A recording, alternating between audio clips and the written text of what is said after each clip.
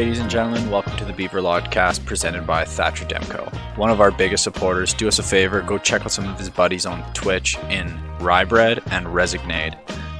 The Beaver Lodgecast is a podcast that covers the Beaver Lodge Hockey League, which is a GM-connected league played inside NHL Legacy Edition on PS3.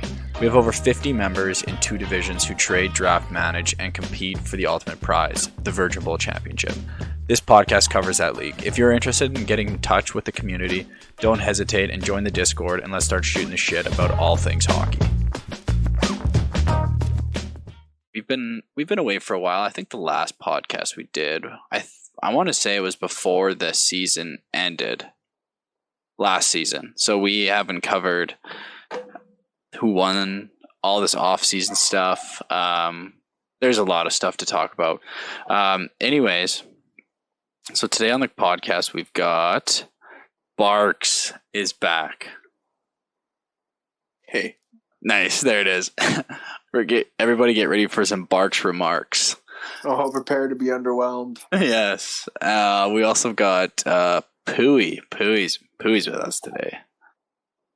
Say hello, Pooey. What's happening, boys? There we go. And we got Reaper. What's up, fuckers? Fuckers. Yeah. So, what do you guys want to talk about? I think I want to start off with one of the most obvious topics. How the fuck is New Jersey in the second wildcard spot? Oh, are we just going to glance over Obey's championship win? Oh, you're right. I think major kudos has to be given to Obey. Yeah, okay. Everyone's been waiting for that to happen, and he finally did it. Yeah, that's so true. I forgot how long it's been since we recorded this. It was like the real life, Ovechkin getting past the second round. You know what I mean? Like it was Ovechkin winning that cup kind of thing. That was exactly right. It was exactly like that. Yeah, except I was less happy for Obey than I was for Ovechkin. Yeah, me too. And I like Obey. Yeah, he's a good guy. So how long has Cyber been in the league? 4 years? He's 4 seasons, right? 5, I think. No, yeah, because he was here before the glitch. Yeah, he was here in the previous season. Yeah. So, but so that would make it 5. But if we don't count that season, 4, because he has 4 cups, but he didn't win a cup that season.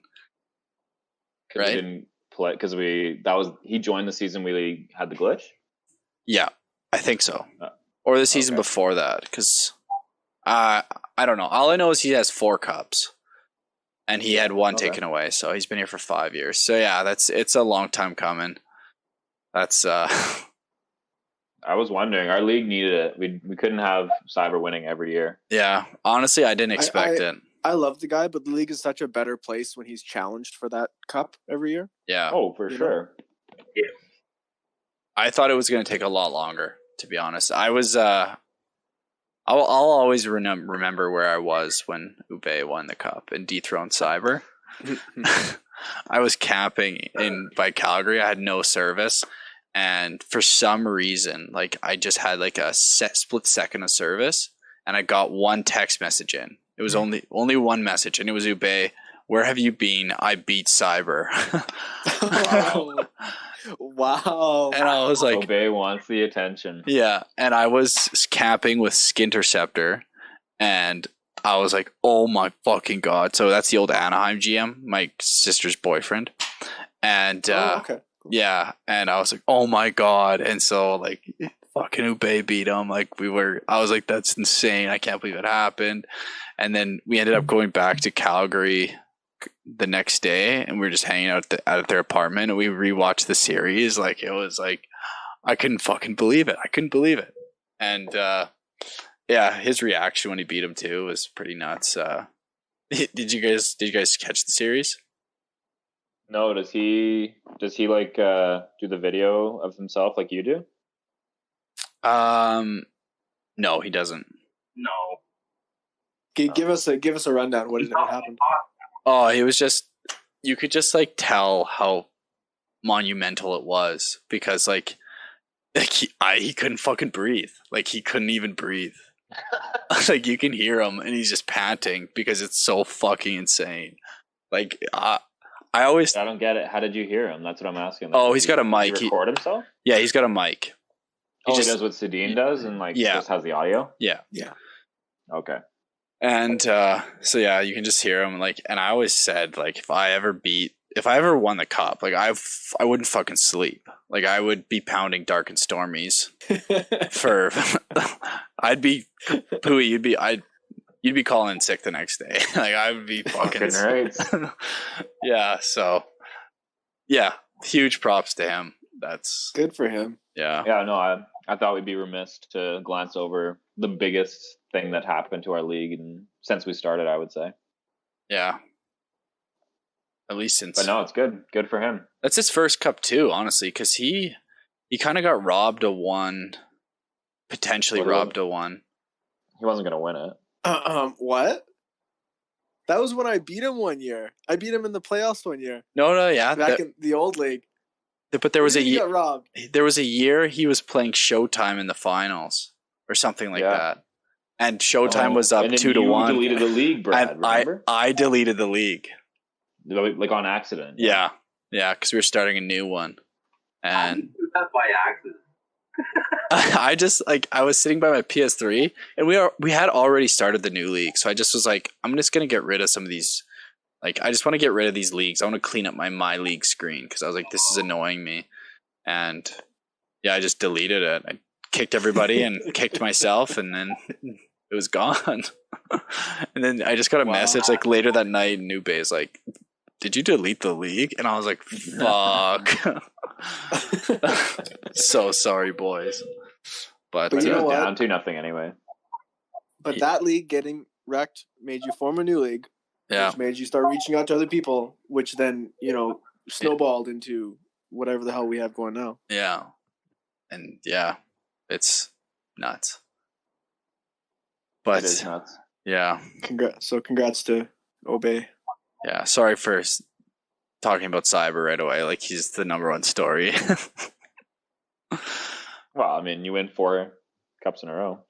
Yeah. No, I know, but when I just immediately started talking about his wild card standing, oh yeah, that is crazy. Yeah, but it's just I caught I think he lost 3 in a row, and I watched them all on Twitch, and I don't know what's going on. I mean, I'd love to hear him talk about it, but I wonder if he's not on the top of his game, or if things just aren't falling for him. Sometimes you can be playing everything right and it's just not going in. Yeah, we're all just catching up. You know what? I'm really I know we've added a lot of really great new players, but I'm also really impressed with some of the long-term people here that they're up in their game over and over again. I'm really impressed with that. Yeah, for you, Pooey, are you top of the West right now? Yeah, just sitting on top right now. Yeah. Pretty, I don't know. My schedule's been okay. Yeah, but nevertheless, it's way hotter than you've ever been coming out of the start. Yeah, it's by far my hottest start. Yeah, so. What's the freeway tie in the West right now? Dallas, San Jose, and Los Angeles. Yeah, there's a little log jam at the top there. Trois. Wow. Yeah, Trois. Trois is such a pain to play against now. I remember I had a series against him once, and I was like, this is gonna be an easy win, and it was. And then now I'm just it's so hard to play him. He definitely gets the best of me most of the times now. Yeah, when I played him in the series, what was that, 2 seasons ago? I was pretty confident. I wanted to play Trois because I was like, that's my best chance. And yeah, I think he would sweep me right now if I played him today. I would. Yeah. I don't know. You've improved a lot too, Brad. I don't know. You see my hot start? Yeah, you have improved, Brad. Your start is tough this year, but it looks like you climbed back. You're back in a playoff spot. Oh, nice. I'm 5-5 in my last 10, but 1-7 at home, 1-7-1. Talk about home ice advantage.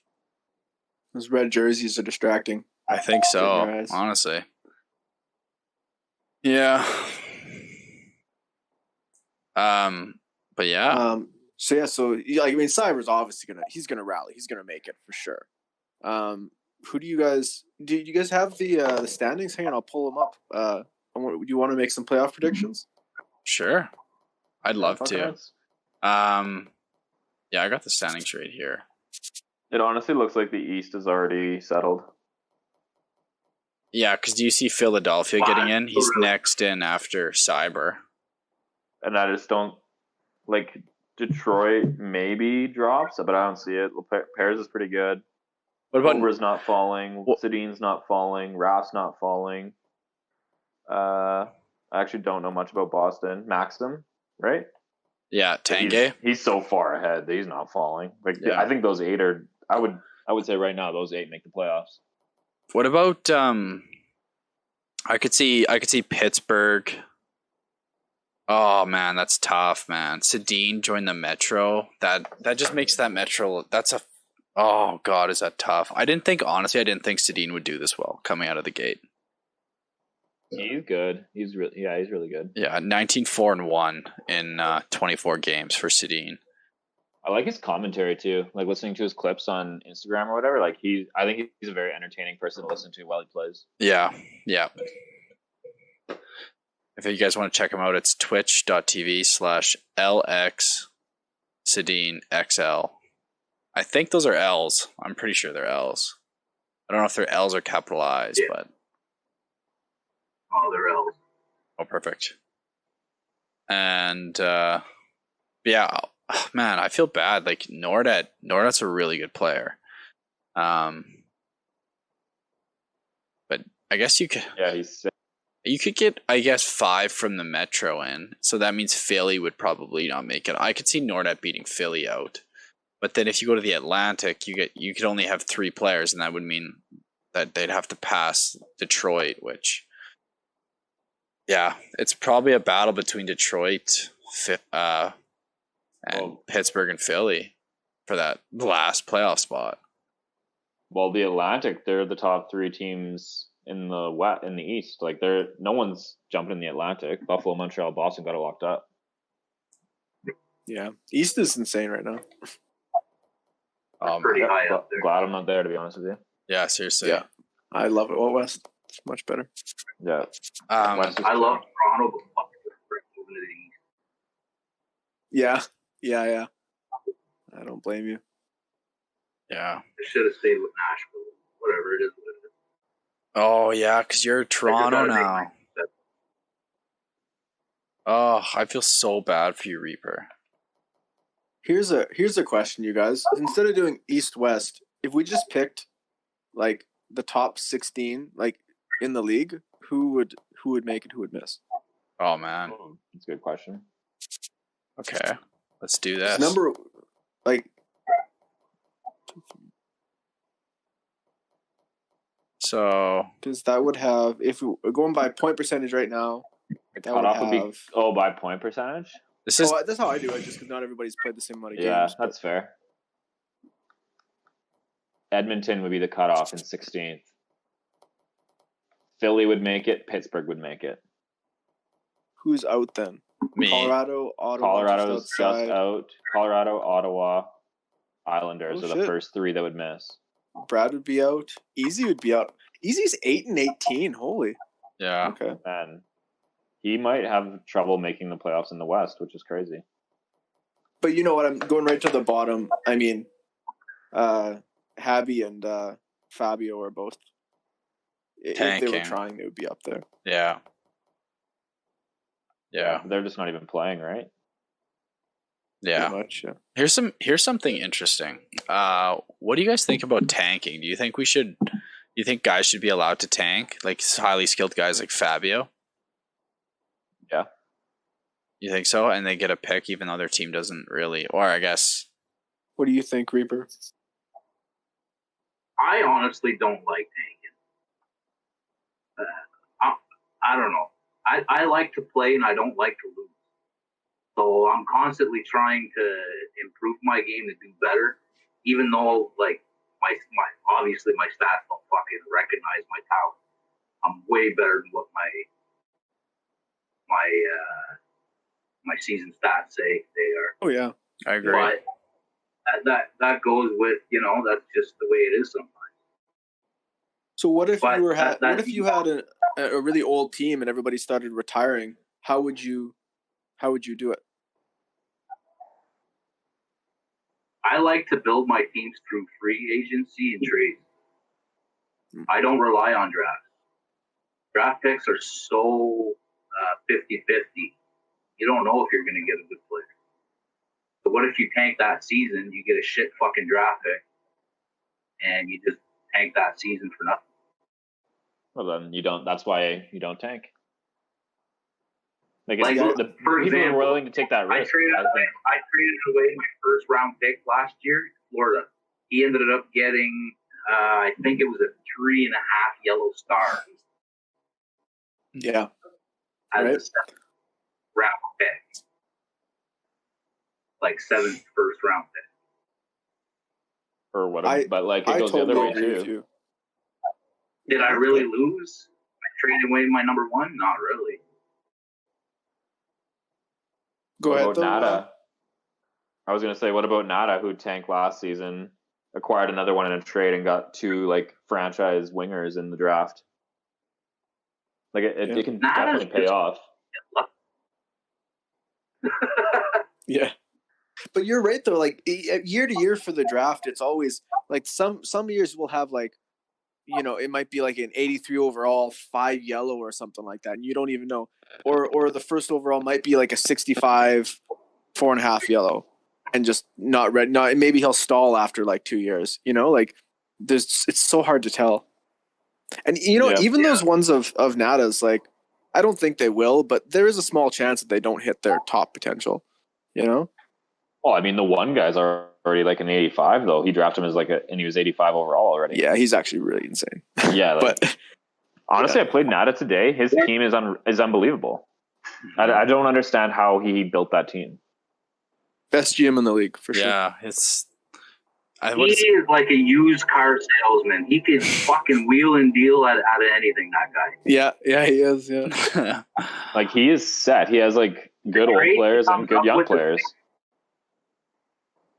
Yeah, I honestly don't know. That's why you just vote him GM of the year every year and don't even question. Yeah. Well, but I mean, you know, does he keep making moves now? Like his team's kind of set too. So, what's up? One thing I wanted to add though is on the different ways of building. I used to use the free agency big time, but it is harder with a full like league. You know, like when you got a league that has maybe 15 guys, then it's a lot easier to build through free agency. Yeah. Our free agent is like shit now. There's no good free agents in the summer. No. Yeah, that's because the league's full. Everybody's re-signing their guys, right? Yeah. Yeah, it's crazy. It's I think it's so cool though how like it actually creates its own market. Like right? It's so different from what the market is on the trade screen, you know? If I have to re-sign a bunch of guys and I have one player that's making $7 million, that he's going to be worth a lot less to me because I have to get rid of him, you know? Yeah. The other thing I was going to say was for next season, we're going to enter we did draft lotteries or signing lotteries for two-way contracts that you max out at 0.925 because the game just uses reverse alphabetical order. Thanks, EA. How hard would that have been to just put a randomizer in there? But whatever. Yeah. So we're gonna do that with max contracts next year as well. So Cobra, he signed Deneau for a max deal. So that's going to be randomized too. So I think a couple other teams, Colorado offered as well. He didn't even have a chance because Washington starts with the W. So, and yeah, so that's going to happen. So it's a couple of changes for that, which will be cool. I have a question about that, Brad. Yep. Do you see a time in the future where basically all of July 1st is done on Discord? It's just people bidding. Nobody puts any offers in. Yeah, I would love that. Actually, there's an auction bot that I've been looking into getting, and then you'll just auction off the players, and it'll just be on your phone, and you can just put the stats in, and you'll be able to just like use your points and buy players. That would be awesome. Hello, and yeah, as soon as this season, for sure, we got to work on that. Oh, Ube is joining us. We just pumped your tires. This is the new Virgin Bowl champion. Yeah, welcome to the podcast. You can't see me, but I'm bowing. Nice. You guys are talking about free agency right now. Yeah, we're just mentioned the. I think you probably heard it, but the lottery that we're gonna add. Yeah, I don't know. I think it's cool though. Free agency is very useless. For rebuilding though, like you were saying, Reaper, it sucks. With a full league. Yeah. The other shitty thing that plays into that is just the fact that players don't ask for as much money as they're worth, and the market doesn't evolve like it has in real life, like inflation and stuff. Like you just get players, the salary cap goes up a bunch, but the players don't ask for more. Like players should ask, like an 83 in 2020 should ask less than an 83 in like 2026, right? Not just that, but like some players with crazy stats don't ask for high contracts. Like you'll get some like Galchenyuk when he next year is going to ask for like $11 million, and then you got to pay him. But like there's other guys. I'm trying to think of a good example who. Fabry. Yeah, Fabry is great. A Barbashev, in Pittsburgh, like just ridiculous stats, but they're gonna ask for what, $3 million? Like, yeah, and then with the 0.85, you got him down to 2.5, which is ridiculous. Yeah, you're paying pennies. Free. Yeah. That has to do with their play. Like if they're a power forward, they'll ask for less, right? Than a sniper. It's only like player role, as in it'll list you as like a second line or a third line forward. Right. Yes, that's where it comes from. It also incorporates like age and stuff. Yeah. But yeah. The biggest thing is just that you retain UFAs. Like you can't extend them during the season, so there's no like the game just makes it so that if you have a UFA, you'll be able to sign them. Like you don't actually have to worry about a 1-year contract. Yeah. Mm-hmm. The free agency is just, it'll never have anything. Well, and prospects are so random too. We were talking earlier about how the drafts can be amazing or not amazing. You have yellow prospects, which are usually what you're going to get, and they can there's some 3.5 yellows that are ridiculous, and there's some 4 yellows that are ridiculous, but I think most of them stall. And so I hate relying on that. But like as the league gets older, you might have to see more people do that. Yeah. Well, it's going to move exclusively to people who came up from the draft. Like we're not going to recognize any like names in 5 seasons time or 6 seasons time. That we know is going to be retired. Yeah. You're going to see point leaders, and you won't even actually see like pictures of faces. Yeah, exactly. Yeah. It's all going to be black. Yeah.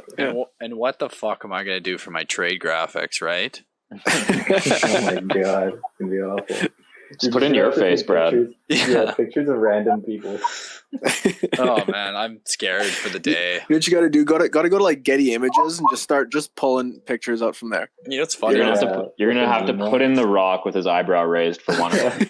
You know what I did actually is I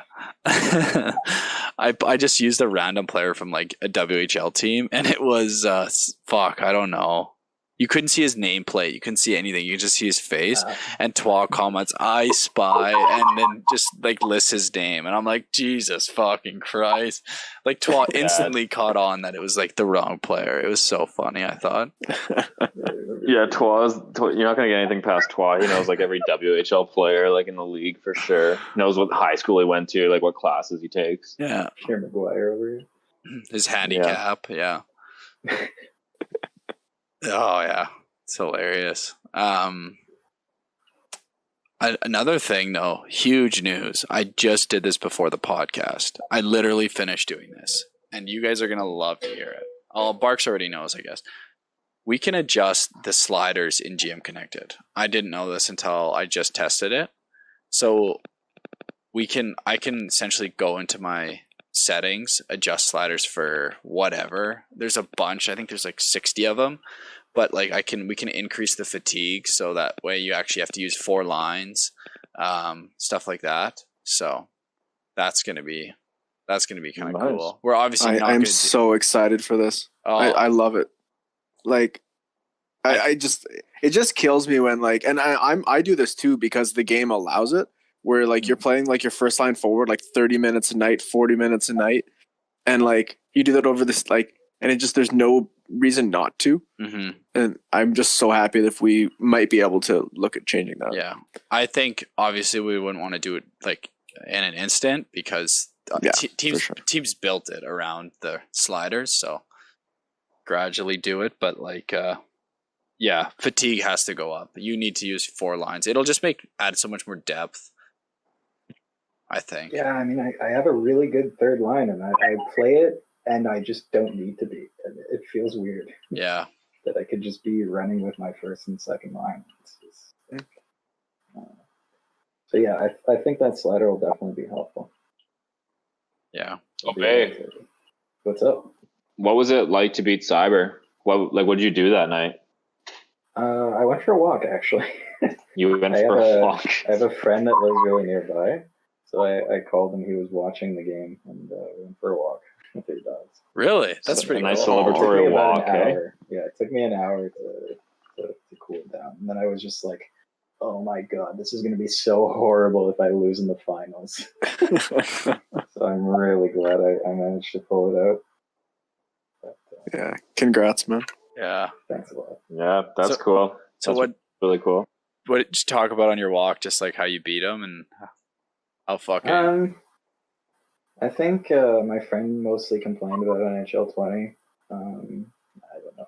We talked about a whole bunch of stuff, but yeah, obviously the beginning of it was just me kind of letting off steam about the not championship, but that huge win, and also stressing about my finals because he's been following a lot too. It's really it's cool to have a friend following.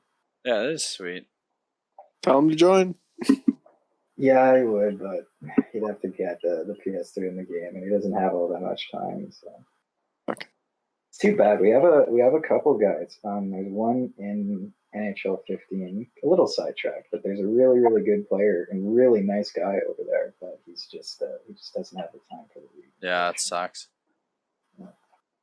I unfortunately couldn't entice any of these big streamers to get in either with my $1,000 bet, but maybe sometime in the future. There's a couple guys that are like very interested to join, but again, time. It is a bit of a time commitment. So, but I think it'd be sick to get like a notable streamer in here. I'd love to see what they do with everything. I think it'd be cool. I think there's so much potential for content on this. Just imagine it just like a streamer just covering just his team. I think that would be fun. Absolutely. You could do a fun little series on just your team. But I mean, I look at even in the future, if we are ever lucky enough to get GM Connected in a new game, I'm sure that a lot of us, and there is the whole thing about the servers too for Legacy. You never know. But I'm sure that a lot of this would migrate over, and it would be just an amazing league in New Gen too, and that would get a lot more press, I think. Yeah, for sure. Yeah, For sure. Yeah, yeah, that'd be a cool. Sorry. There's so many improvements that could happen too with obviously the loading screens and the potential and everything. There's so much that they can add to this, but just the foundation of GM Connected is just it's so great. Yeah, it's we could be huge. Yeah, it sucks that like I don't know. It's probably really scary for them to add it again, just because no one really played it the first time. Like the people did play it, but like But like the format was so messed up because you would have like one or two buddies in their own league, not knowing anybody. Like there wasn't a thing like Discord that we can run all this platform off. They didn't have their own messaging system. Like it was, there were so many flaws that stopped that. But the idea is great. Yeah, that's so true. On Xbox, it was actually pretty popular. We used an app called GroupMe, and it's not as detailed as Discord, obviously, but it was just your basic, like you could create different chat groups, stuff like that. So I had like 4 or 5 different leagues going at one point, and it was a different chat for each league. Yeah. So I don't know about PS3, but back in the day, it was pretty popular on Xbox. Yeah.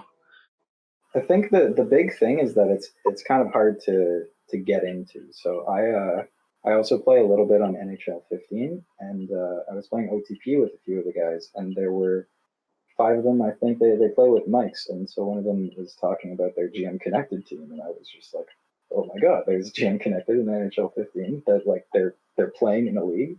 And then I messaged them about it, and it's like 6 guys that only talk to each other on PSN, and they just run it like that. And it's like it's a totally different thing. It's so restricted compared to what we have. It's nothing like that, Yeah. So getting from that position to where we are, right? And if that's like inherent in NHL 22 or whenever it shows up, then I think it'll be a lot easier to build communities. Yeah. Well, and there's a lot of people out there like me who before this league, the reason I bought these games was for GM Connected, to be able to build my own team, see how my players grow, and then also get to play with them. That's what I want out of this game. And so if any new game has that, and I mean, I know there's Hut, but like, yeah, whatever. Hut's fucking terrible. I hate Hut. I'm not a fan of it at all. I think it's so garbage. But I'm just saying that there are lots of people out there who want those same things out of this game, and that GM Connected is kind of the only way that you get all that in one package. So, because GM mode is very, very cool in itself, but obviously it's really limited because it's all down to simulation, and you're hoping your team wins, but it's all about building your team. And so, just having that connected with the actual gameplay where you're against other people, it's so much better when you can play with other people, trade with actual human beings instead of just exploiting the computer. Because you're playing and you have to either handicap yourself to make it harder and make it a challenge, or that's have a specific system that you need to follow. Yeah, where you're just like in this game in GM mode, you can trade with the computer, and you can trade like a 34-year-old 87 for a 25-year-old 87, and it goes through. It's ridiculous. The other thing that I noticed is like if you ever watch a lot of these like NHL YouTubers, they like make these franchise videos, but they always have to handicap themselves. Yeah, absolutely. And it's just like you know the algorithm and you know how to play it because you've done it fucking 600 times. And it's just I don't know. It has its own merit. It's a great game mode, but it can be so much better with what GM Connected offers. Yeah. Especially if they improve on what this mode is right now. Yeah. Come on, EA, make it happen. Yeah, come on. What do you guys think about adding the draft lottery in? Love it. You love it, Pooey? Why do you love it? I like modeling. Like I like the way the NHL does it, so I think that'd be cool to implement it here. What Nada in the Board of Governors, he's been suggesting about making all non-playoff teams have an equal shot at number 1, so that way you would get rid of tanking. What do you think about that? It's definitely questionable, right? Because you want to help out the bottom teams in general. It's the same as the NHL. I don't like it. Well, and this ties back a little bit to what we were talking earlier, which was how do you tank, or how does a team rebuild? As our teams are getting older and older, how's a team rebuild? And also, to be honest, as a league, how are we going to allow teams to rebuild? If that makes sense. Yeah. Are we? We're still kind of figuring that out as we go. I don't know. I think because say you have like situation like Philadelphia this year, where he's pushing hard to make the playoffs. He's making trades to make his team better now and not sacrificing the future, but he's pushing for it. And so then say he, after all that, wins the lottery. Or no, sorry, not even that. Say he has equal odds with like Reaper right now. You're going through a lot of pain and suffering just and if you won the lottery and got a star player, that'd be sweet. Be a good reward for that. Yeah. So I don't know. I like the weighted system better, I think. But that's with the caveat that like, I don't know if we can just let stuff like Habby where they just, and this is a conversation for board of governors stuff, I guess, but just sit CPU for a whole season and not play, Yeah. But then you also wonder when you're like, you feel that you're like 20th in the league and you're kind of stuck, right? You're just outside of the playoffs, and it's difficult to actually get up there. You have to tank to get a great asset, especially if you're coming in with like not a great team, and all you're working with is a 10th overall pick. It's a huge difference from that and top 5. Yeah. So being able to balance out for those is helpful, but at the same time, you also look at the East and you see a 9th place team that is crazy, no matter who it is, and having them taking the same odds as 30th is a little questionable. So there's a lot to work out, obviously, but I do think the weighted system is the way to go, just because it definitely favors the ones that we need to favor. Yeah. One last thing I wanted to say about having the like lottery draft. I think anything that makes more content for the league, like not just so that we can put it on Twitch and if people can see us and stuff, but like for all the guys in it, that are having fun. Mm-hmm. It's fun to watch that on Twitch and hear you guys do all that. See somebody put on the Don Cherry suit, which had better happen, Brad. Yeah, I'll hit up fucking Valley Village. Hell yeah! I was like, that's the kind of stuff that makes this league different and makes it fun. So that's great. I think it's a great idea. And listen, I brought up that they can add so much to it in the coming games, but we can also add a lot to it ourselves. I mean, we did the same thing with the fantasy draft. That wasn't in the game. We made it ourselves, and so we can bring a lot of things over to Discord and kind of customize things the way that we feel it ought to be. And we can definitely do that with both the draft and free agency. So there's a lot to work out, but I'm quite sure that's part of the future. Yeah. Brad, may I add? Go ahead. Yeah. The fantasy draft was actually really hard to fucking do. That was crazy shit. Yeah. Yeah. So it was. Doing the draft lottery should be a piece of cake compared to that. Yeah. That was such a process. Oh my god. Yeah, I lost days of my life. That was cool. I was just thinking how cool would it be too if like we have people like watching the stream live and then like I'm messaging Nada or something like that, be like, hey man, I'll trade you this and this for this pick or whatever. And so then like literally right, in the stream we'll send Brad a message, be like, hey, we have a trade to announce. And then like I'll just like touch my ear, like it's like an earpiece. What's that? Yeah. What's that? Coming in over. Just getting news. Yeah. Get the banners. You better have a boo sound. I want everybody to boo you when you come on. Boo. I could do that. That's so funny. I should write that down. Yeah. Instead of the goal horn. Because you can screw around with the audio with like music and stuff that plays. Oh, that's game, right? Yeah. You should have boo whenever they score.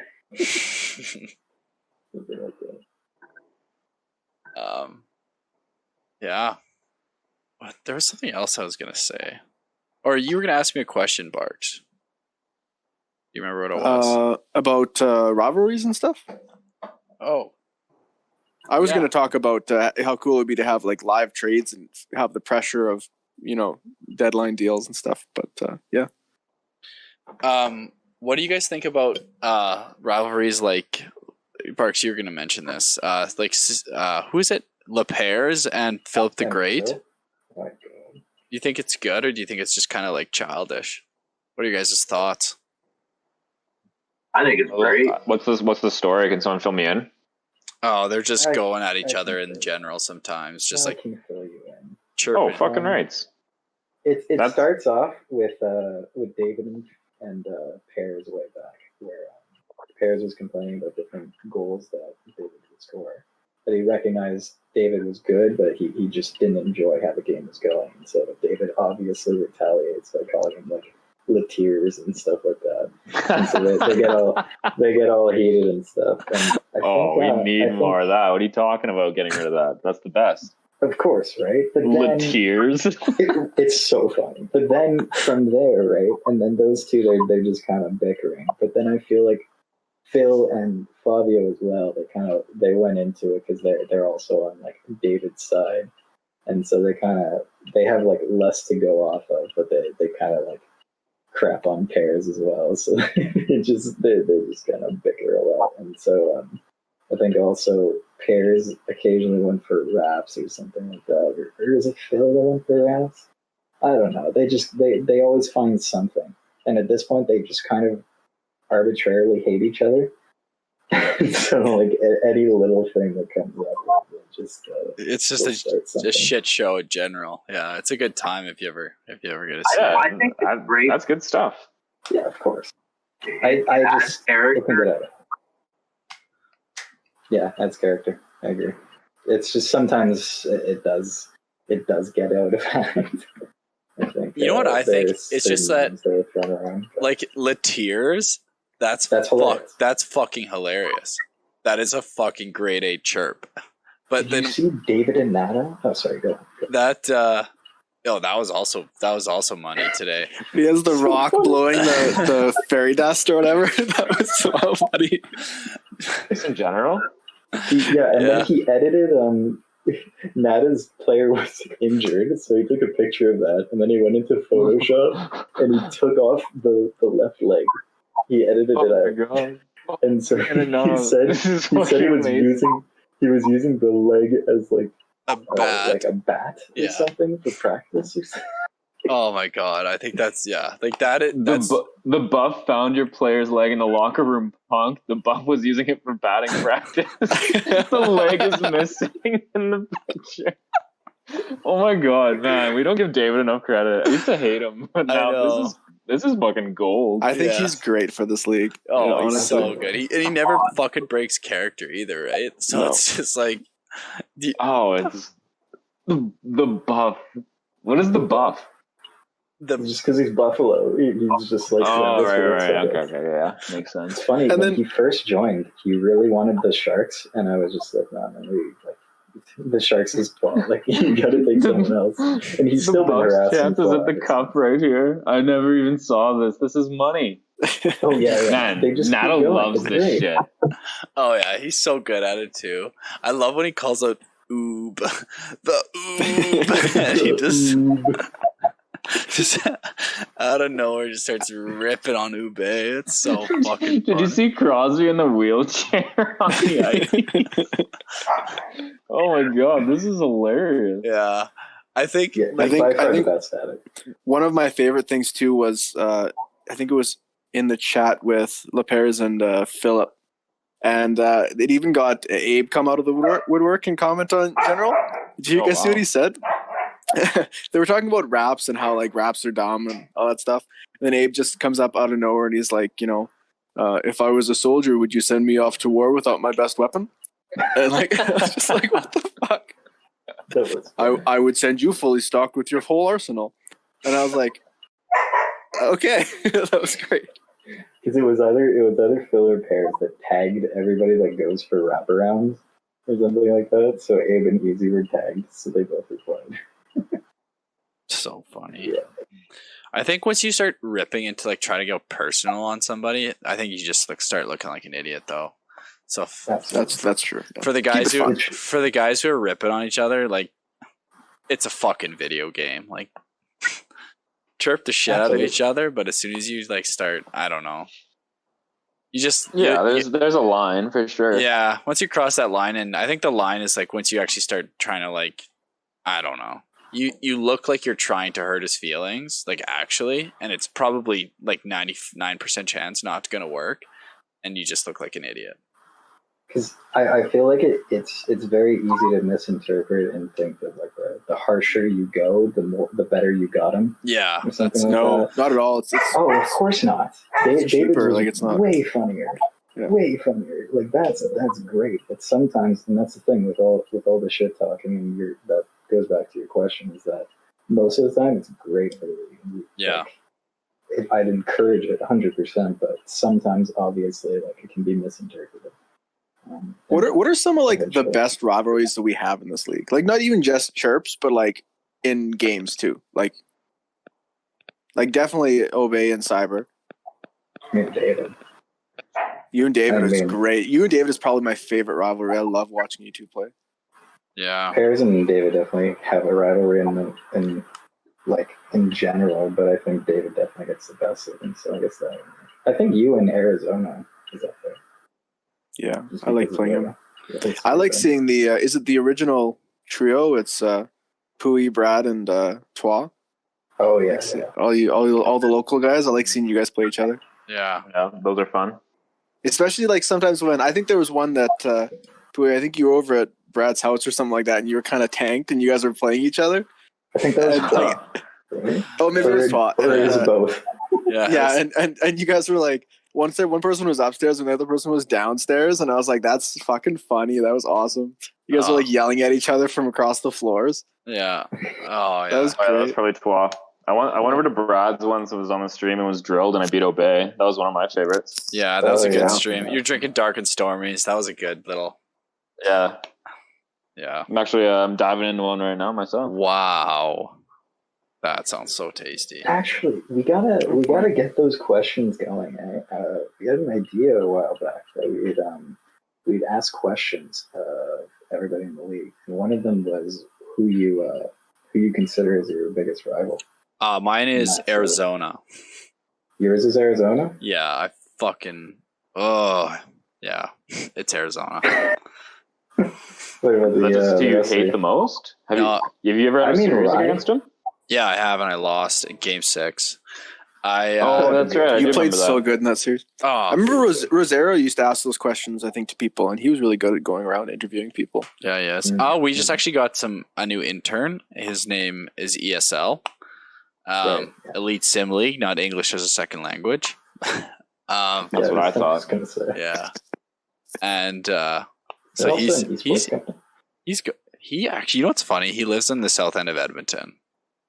Oh. And I just met him on Instagram, so he just is covering the league now. He said he's going to do like 3 to 4 interviews a week.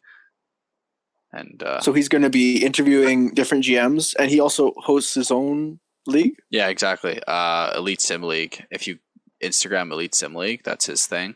And then he's also going to be doing some journalism, hard-hitting journalism work for the Beaver Lodge Hockey League, which is pretty fun. Is he, just putting this out there, is he looking for members for that league? Well, it's on NHL 20, right? So it's it's a sim league. So essentially what it is you get one guy who's playing franchise mode and just like uploads the data to whatever. I don't know, maybe a Discord server or something, and then you just like tell him what you want to do, and then he would like try to make the trade for you, and if it doesn't work, he'll let you know. It's like it sounds like a fucking nightmare, to be honest. It's crazy. Yeah. Like, these guys love franchise mode so much. Again, just add GM Connected. Fucking do yourself a favor, EA. But there's a shit ton of them, man. There's like a shitload of these ESL or sim leagues on Instagram, Twitter, everywhere, man. And they're all full of like 30 guys. Yeah, and these people do like fucking so much work for this shit. It's crazy. Anyway, there's such a huge market for this. EA, you gotta get it going, man. Yeah. I don't want to like. It's this tiny market already with NHL in terms of 6 sports games, which is so unfortunate. And then I don't know. It's a smaller market within NHL. So I think, and 2K is getting back into the NHL games, I believe, right? So maybe that competition would be good. Oh, it'd be incredible. Are they? Yeah, it can't hurt. No. Yeah. Do you remember those old 2K games, like 2K7 or whatever? You could like go between the legs and do that like spinorama, like whip the puck up and around windmill goal. Really? I mean, that's one thing. They have countless things that EA just never bothered with. They should have more than one company that takes care of hockey games. Like EA shouldn't get that monopoly. Oh, monopolies are trash. What I would love, honestly, is, and this would never happen because they're competing companies, but do a thing like how the Call of Duties used to do it, where every year they would alternate games, because then that gives you more time for development. Because the big problem with EA is they don't have a budget, they don't have a high budget, but they also have not enough time with the budget too. Yeah. So if they had like a whole second year to work on stuff, I think that would be really good. Yeah. That makes sense. Yeah, that would be phenomenal if they alternated years like Call of Duty used to do. That's why they did that, hey? So they had 2 years of development for every one game. I don't know if that's why they did it, but that's how it worked out. It makes sense because a year goes by real fucking fast. Yeah. Really fast. You just sell another game. You're gonna buy it anyway because of the updated rosters. So. Yeah, licensed to print money. Why wouldn't they do it? Exactly. Seriously. But to come back to it, what about the rest of you three with rivals in the league? Like Louis, Barcs, Reaper. Oh, you can name more than one if you want. I don't know if we have one yet, but I really want to start one with Barcs, to be honest with you. Yeah, we've got a little thing going, don't we? Yeah. I think we're at the start of something. It's just so unfortunate that I lost 4-0 to you. That could have been a great series, but you got me by one goal every single game. Every single game was so close, though.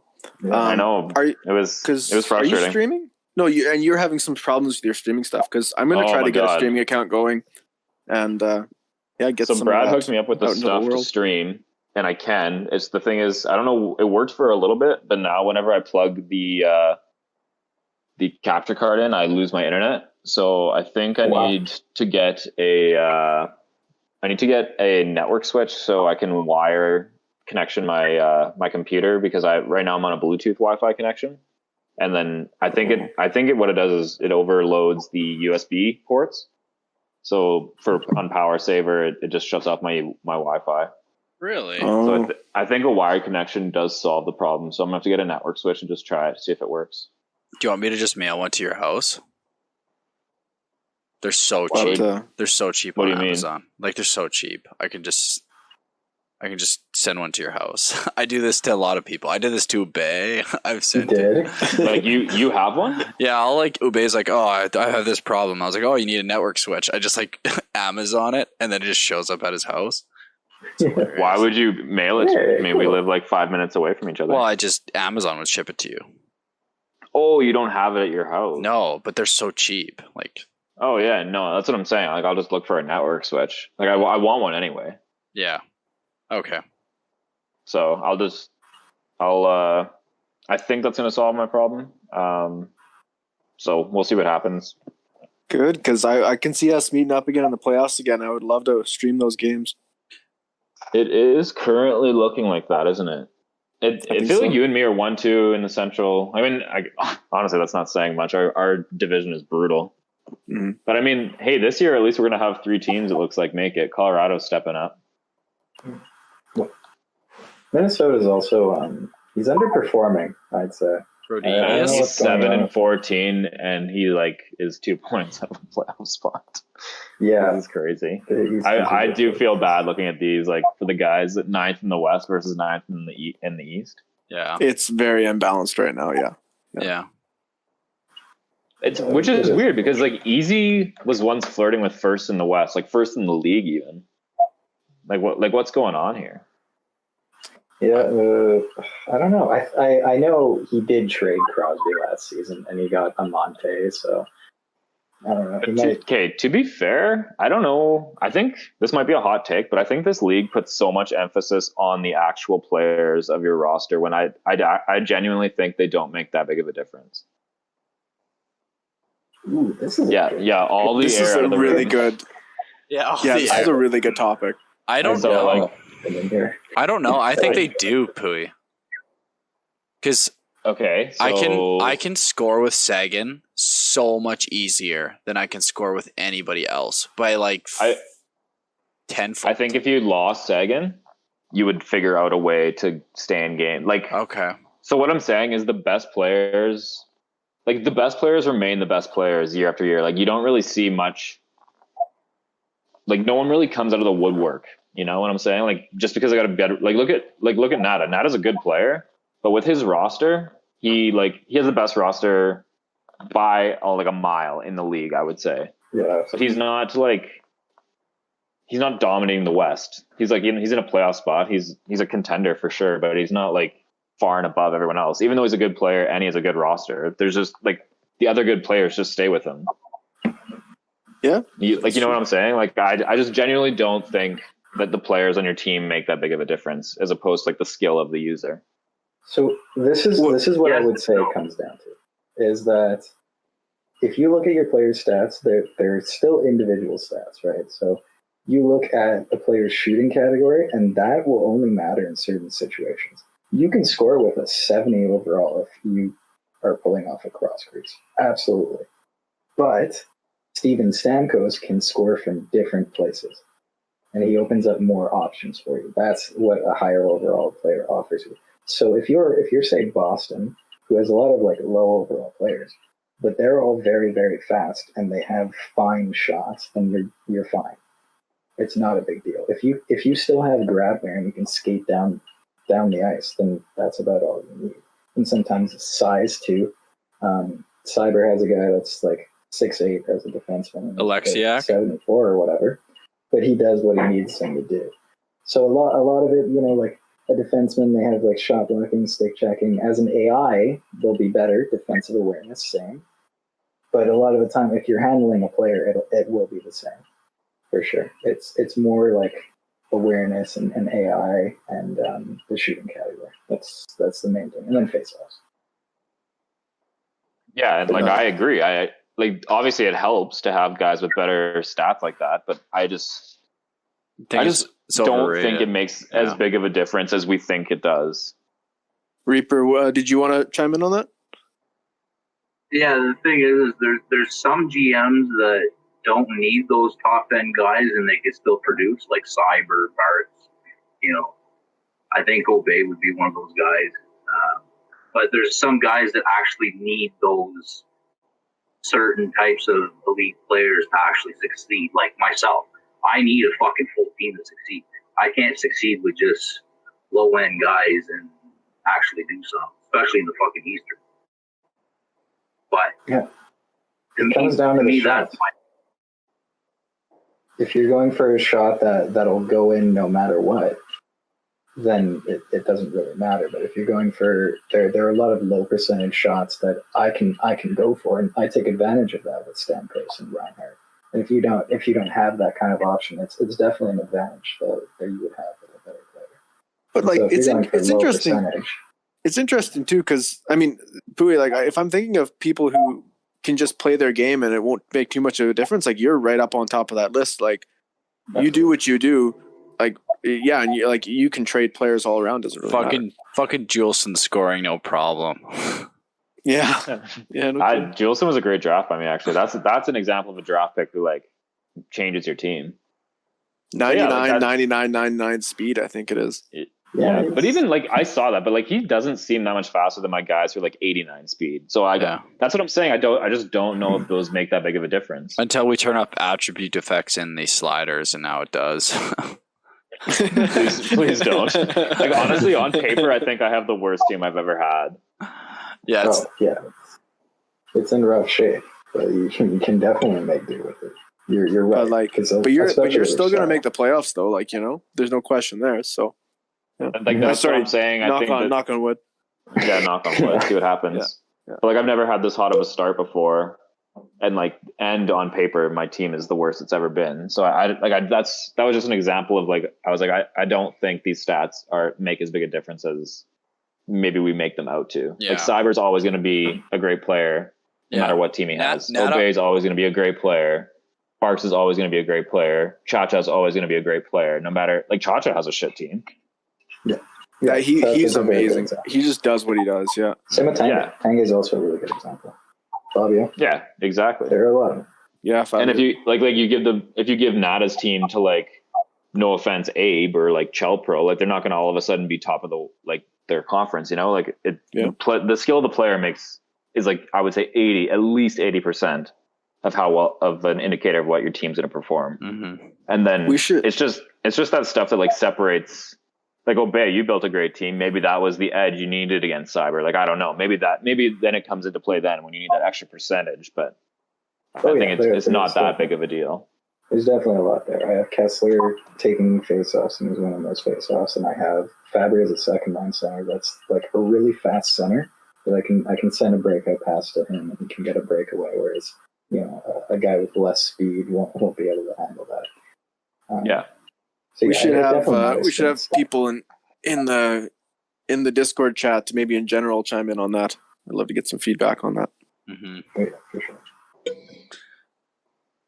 Yeah. I think it's a good topic. I've always thought it. I don't know if I've ever had the courage to say it, but now that I got a few dark and stormies in me, I felt it was a good time to bring it up. No, you're definitely making a good point. I think the main thing, if you're looking at Div 1 and you feel, geez, you've got a lot ahead of you, but there are some strong obstacles in front of you. It's the play that definitely needs fixing more than the players on the team.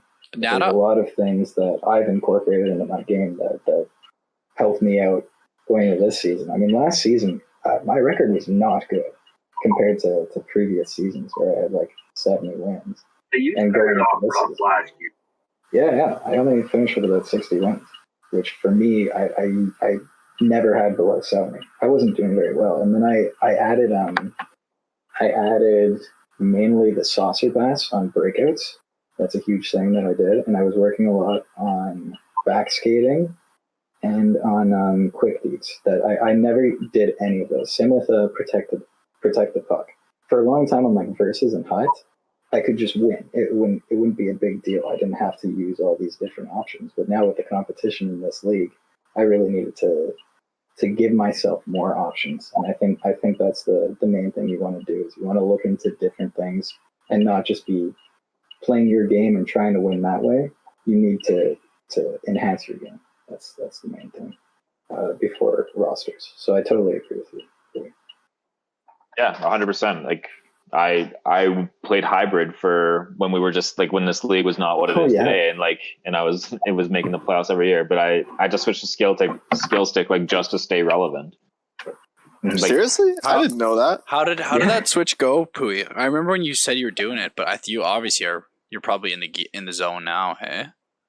Oh yeah, now skill stick is my it would fuck me up to go back to hybrid. I think now I think I switched the first year. I ended up playing Fabio in the first round. So it was 2 years of losing in the first round to Fabio. In game 7. Yeah, they were both in game 7. Honestly, to be honest, it didn't take me too long to adjust to it. Yeah. I did a little bit of free skate and like some team practices with it to get used to it. And I think I even asked Obey to play me some rec games so I could get used to it.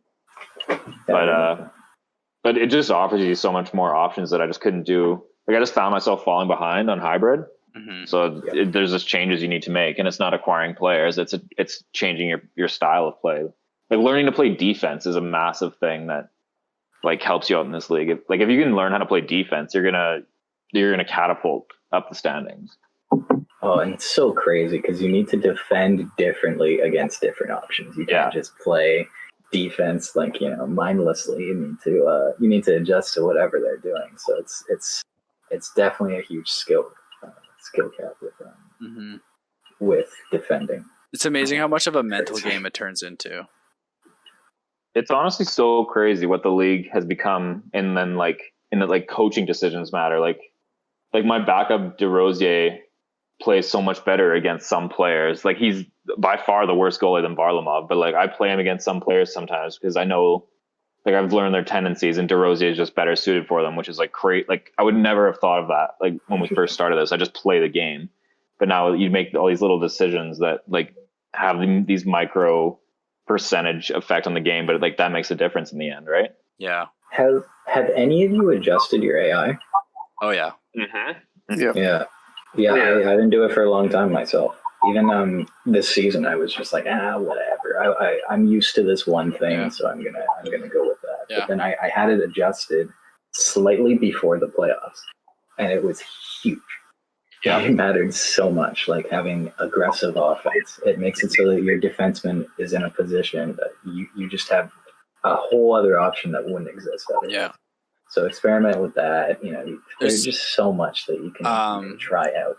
There's another thing that I've been using. I'm going to try to go back to the default, but auto backskate off. I've been playing without auto backskate on for like 3 years now, 4 seasons. And yeah, I'm worried. I was getting burnt before, and they wouldn't do their crossovers fast enough. So I was like, I want full control over it. That was the one for me. I don't know if I like it anymore though. I honestly don't remember what it's like the other way. But yeah, honestly, it's just whatever you can do to get a slight edge. You have to do. You really do. It's insane. It's absolutely insane. That AI is it's tricky. When I was first adjusting with it, I remember I adjusted it, and like all of a sudden my team was the worst I've ever seen it. Like guys wouldn't go to the net anymore. Then they just played like so weird. So like I have it now where I like it, but if you haven't done it, it's a big risk you definitely got to play with the settings and see what you like. Mm-hmm. Yeah. So again, like if you're looking at your season and you're seeing a lot ahead of you, that's like something you can tinker with. You can just try so many different things, because the main thing in this league with such high level competition is having so many different options that the other person can't read into what you're doing. Because that was the thing I mentioned with defense, is you got to defend appropriately for your opponent. But if your opponent has more options, it's harder. So yeah, there's a lot to look into, and AI is a big part of it. Yep. It's cool. I like where the thing's at. It's fun. You got any other hot takes, Pooey? No, that's been the big one that's been in the back of my mind for a while. Yeah. So with that being said, do you think you could see yourself going into like somewhat of a rebuild or a retool with your team? Because your roster's not, or what's your kind of plan for the future? Well, I'll never miss the playoffs on purpose. Like I don't have that kind of patience. Yeah. And I feel like I'm lucky enough to be in a division where I have a shot to make the playoffs every year. Mm-hmm. I mean, that could change with new players, obviously, but I don't know. I feel like I've definitely started being more conscious of it. Like even last year, I sold. Like I was almost a seller. I sold to Barcs, which is weird because he was my division rival. But I sold all my like old like snipers to him for like some draft picks and some younger guys. Okay, so I like that deal just to keep yourself afloat. Yeah, because like what I had Bergeron, Rick Nash, Jeff Carter were like leading my team, and like they're all mid-30s. Yeah, you had a lot of old guys there. And even because like a few seasons before that, I was like, whatever. Like I just didn't care. Like I wasn't even thinking about the future. I was like, whatever. These guys seem fun to have. Like I didn't even like I traded Nathan McKinnon away. Like there was a while that I started like, I think for the briefest time, like in the midst of losing to Fabio all the time in Game 7, I stopped giving a shit, and I was like, fuck it. Like see a McKinnon, see a Pasternak, and then I just got these old guys, which is like kind of nipping me in the butt right now, but. Like I would love to have McKinnon and Pasternak back, but I think I've switched my mindset to like thinking about the future a little bit more than I used to. That's pretty cool. How nice is it having Bergeron at center? Is it pretty much free faceoffs? It's incredible. It really did change a lot. His age is an issue though for me, but. Honestly, the thing about Bergeron is I find that I'm not that good with him offensively. Like he wins me faceoffs and I generate offense that way, but like I think I don't think I've ever scored on a breakaway with Bergeron, and breakaways are usually like my money, like our gimme goals. But like with Bergeron, for whatever it is, I can't seem to score with him, and it frustrates me. Kessler dropped to 86 this season, and now he only has 3 goals through 23 games or something like that. Does faceoff stay high? But don't you have one of the best penalty kills in the league too? I mean, I'm just saying, you're right. Their offensive skills aren't as much, but faceoffs, I find faceoffs help better defensively than they do offensively. Or maybe that's just how I'm using them. But I think it's 100% worth it. I look at the stat, I see 3 goals, and I'm like, whatever. He's like, he's such an important player, having 89 faceoffs. I mean, you can. There's like a rock paper scissors mechanic, and even if they get the faceoff correct, you can still win it. Yeah, with Bergeron or Kessler, which it's just stupid. They're really they just help so much. Yeah, for sure. I mean, I played against Cha-Cha, and he was really, really struggling with me on faceoffs, and I think that like single-handedly won the series. Faceoffs were just crazy. I won like one game. It was for sure like 17-1 in faceoffs. And it's just, at that point, like you're so behind. It's so hard. Like you need to outplay me really, really hard to win that game. Yeah. Yeah, faceoffs are even. I mean, you say defensively, right? But even just the zone time in general, that it's less likely for them to score, and it's just more likely for you to score. It's very simple. Well, it's definitely one of those things that I've been trying to work on is my face-off, because it is important. Yeah. I might have to write something up about that again, because I know a lot of people play against them, and they don't seem to know how the face-offs work. So I'll clarify that again. Because if you don't know that, you're very far behind. Yeah, for sure. Well, I do see a lot of people doing that, trading for just high face-off players, and they're very important. But when a lot of they'll trade for high face-off players, but then not work to figure out how face-offs work. And I think it would almost be better just putting in the time to figure out what you're doing in the dot and stuff. Anybody who's listening to this, like send me or Obey. I hope doesn't mind talking about this either, but we don't mind giving you guys pointers and stuff on that. Absolutely, I'm gonna make a public thing again. I don't know how many people read into it, but I mean, I played against Easy. He has Jordan Stahl 85 faceoffs, and he goes for the good faceoff players. But I know what he's doing on the faceoff, and I just counter, and I win almost every face. So it doesn't matter. You need to know how that character works for sure. Barcs, how do you like Eric Comrie? I saw a tweet earlier, so. Oh, fuck. It's. Cyber also hated him. The guy's got like a 90 overall glove hand, but he is 6 foot, so. But I'm pretty well locked into him for this year because I got to see if he grows or not next year. And he fits the age range I'm going for, so. I don't know. I mean, honestly, since I think. I played David earlier today, and David beat me pretty good. And I think there was a point when he'd taken 5 shots on net and had scored 4 times, and it was just like, that's frustrating. Yeah. So, well, what do you like? You don't like David's style of play. What do you hate about it? It works great for him. Like, I mean, I don't know if I have a problem. It's just boring. You know, it's just like he drags it around in his zone until he finds one of the angles and then just takes that out and plays a very safe game. Yeah. There's a very specific way that you need to defend against him, and if you don't, then he'll just run. You literally need to just not approach him, and then he just has no options. Because all he works specifically to gain the zone, but he'll never like actually attack. So it makes it so that it's very easy for you to set up, and once you're set up, if you don't commit to like attacking him, then he can't get anything done. So in the playoffs, he legit could not score on me. He needed to go for his wraps, the ones where you hold it to the backhand or whatever. I don't know if you want to talk about that, but anyway, there was one game he won 2-1 in overtime. Those were the only 2 goals. He could not get anything going. Huh. So if against his kind of style, where all you do is you for sure game the zone, you like wait until you can guarantee you win the zone. It makes it so that they are 100% established defensive.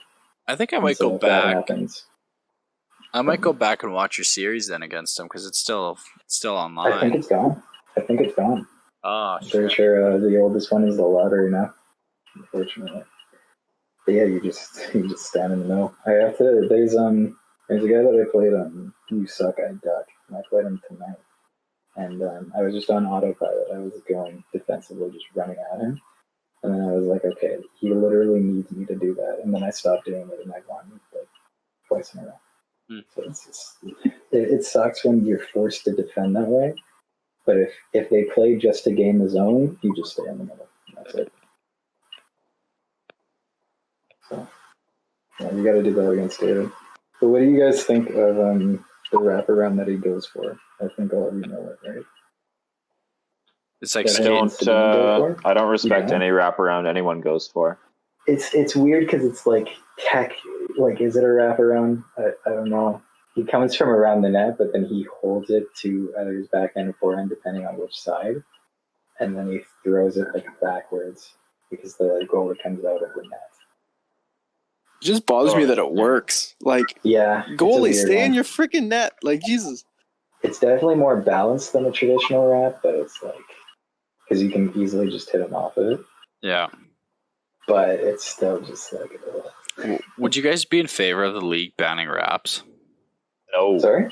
Do we favor it? Yeah. I go back and forth. Yeah, I go back and forth a lot. I would never restrict. I would never want to restrict something you can do on the ice. Like, I just think it opens a massive can of worms. But question. I mean, right now we're on very much like a gentleman's agreement, right? So the top players in general, there's only like a few. I think, that go for wraps. It's only really easy and Abe.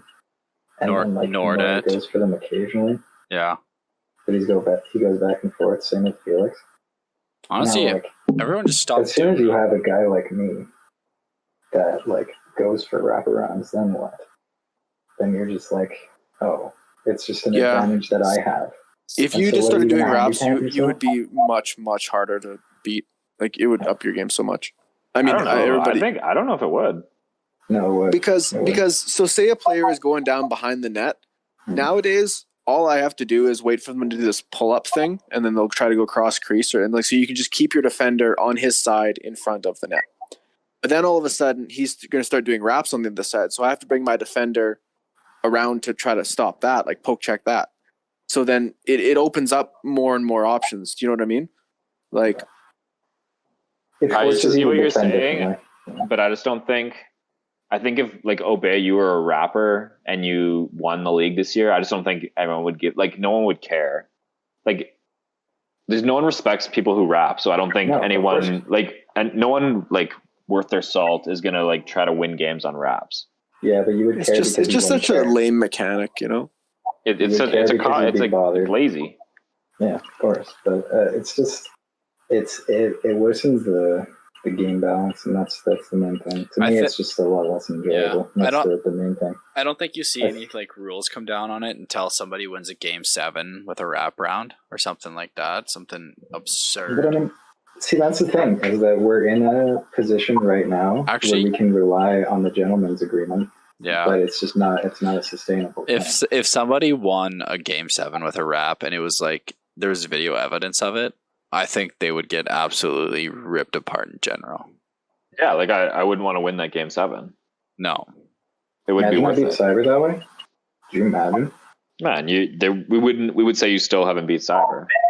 Yeah, for sure. But I mean, yeah, I don't get anything out of it, or you keep that away from me. But at the same time, it still leaves a poor taste in everybody's mouth. Whereas the end of that game, the chat went crazy. Or just robbed at that. So basically, my whole position is that we're relying on a gentleman's agreement. We're relying on people seeing it as a function of integrity. When as soon as somebody doesn't, we have a problem. Where everybody else will just are you really okay with that handicap going against them? I don't think we'll ever have that problem. I think the peer pressure will be too much. Like, no one's going to want to do it. Well, yeah, I mean, if you want to attack everybody, go for it. Yeah. I hope you're right. Yeah, I hope so. I don't think I ever see it in either, but at the same time, like Obey says, you know what I mean? Like, do we put it up to vote to get it banned now before it happens to prevent it, or we wait and see? You know? Mm-hmm. Yeah, it's a tough one for sure. I don't think it's as obvious as just the principle of not banning a goal, because I think that it definitely has a different effect. Considering we mentally already kind of ban it, like we just impose it on ourselves, but we don't like to impose it as a collective.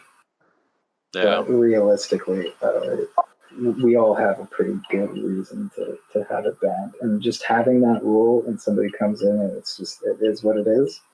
That's a lot better than saying like, dude, we don't do that around here.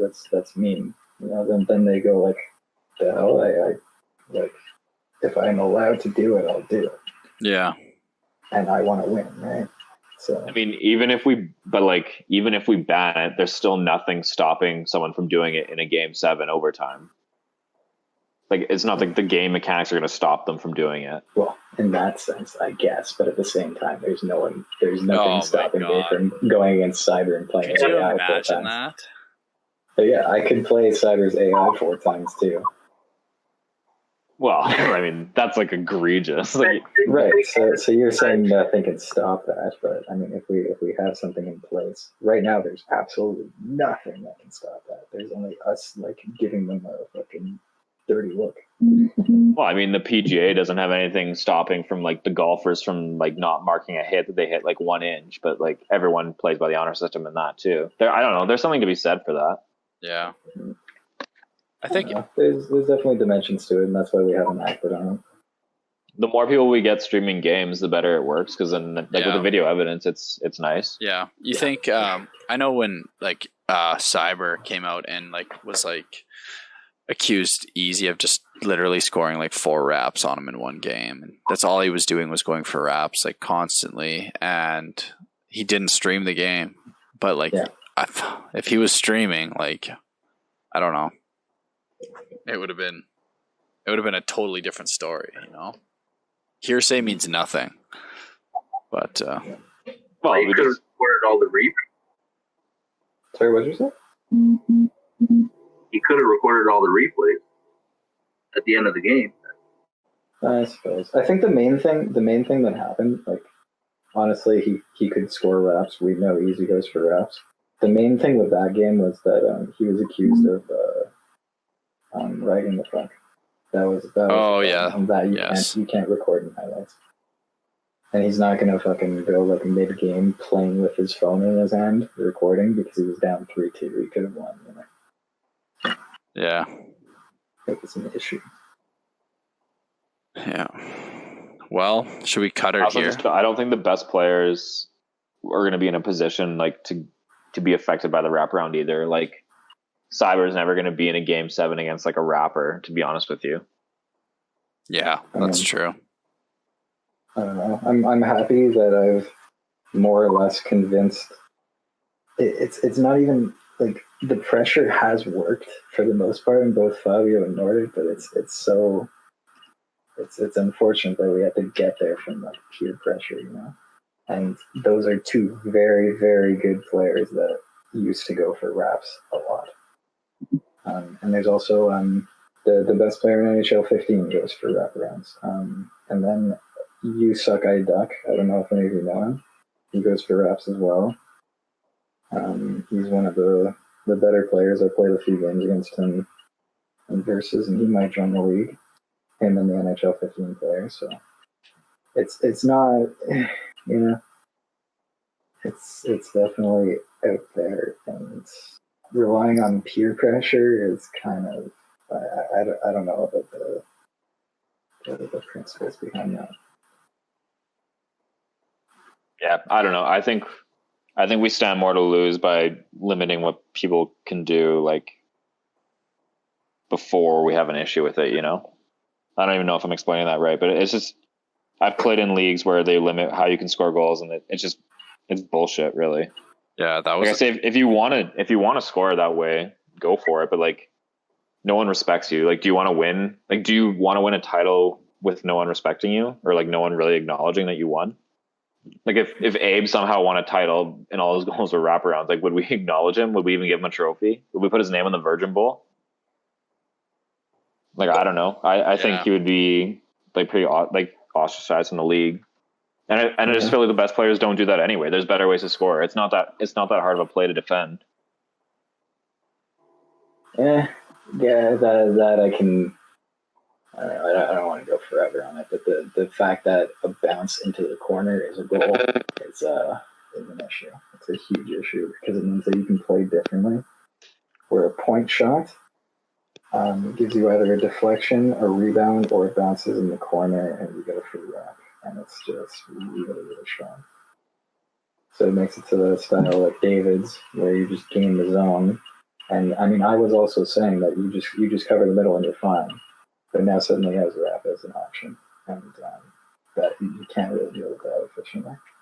And then that would be by far the best way to play the game. I would need to change how I play. Straight up. If David started going for wraps, I'd be fucked. I'd have no chance playing the way that I do. But what's to stop you from doing the exact same thing? Right. So do we want to get there? I mean, I see what you're saying. Yeah, where the like that would be a pretty fucking shitty game. Exactly. You got both teams wrap around ball game. Yeah. I think that's what the end point is. Yeah. Nobody wants that. Point. I don't think anybody wants wants that point right now. Yeah, exactly. But it's not an easy decision for everybody, I think. No, there's no clear cut answer, but so I think I would still stand behind like not enforcing ways to play in a live game. I just think the ruling on it and the punishments would be a nightmare to deal out. Like it's not black. Like well, I guess it is kind of black and white, but no, but that would be a whole part of it too of enforcing that, and so it's like like how do you like what do you do to enforce it? You know? Yeah. That's and that's we hope it doesn't come to that because everybody just wants to have a good time with this league. So yeah, exactly. And like we don't I'm just like we don't have that many rappers. I can only think of 4. Well, not only that too. You got to think it takes a while to get to D1. You got to go through D2 first, right? And through the process, people learn that raps are frowned upon. Yeah. So by the time they get D1, like that, I think that's why we won't see that issue. Oh yeah, you suck I duck. I played against him. He went for a rap in game 1 when I think I won in overtime. In game 2, I won 4-3 and he scored 2 raps. And then I messaged him. I'm like, dude, I told you after game 1, we don't really do that. And then Fabio explained everything to him, and I explained everything. And now he doesn't go for raps anymore. So this is a guy in the league? This is a guy that may join, and he's very good. Very good. How good? But we played today and a few days ago, and in total, I won in 7. So that's good. That's it. He's very good. But throw him in the Atlantic.